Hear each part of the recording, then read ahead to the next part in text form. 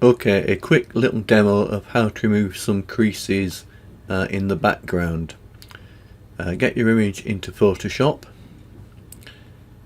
then use Select Subject to select your subject, and once it's made a selection of the subject, press Ctrl J to put the subject on a new layer.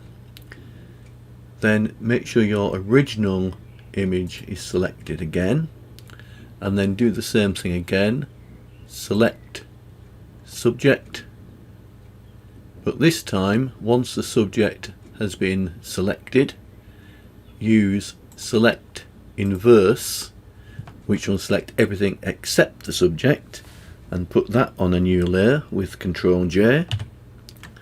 And you can see that in the layers panel you now have the original image, the background on a layer, and the subject on a layer.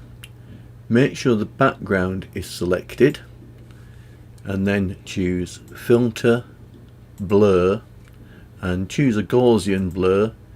You might have to play around with the actual radius, that's the amount of blur basically, and move that around. I found with this particular image, if I use the value of about 70, that works quite well. You might need to adjust it. Once you're happy that you can see no creases in the background, then you can just click OK, and that will apply the blur to that background layer. And as you can see, the subject isn't affected because the subject is actually on a new layer. If I was to untick that so you couldn't see the layer with the subject on, you can see that some blurring and some bleeding occurs.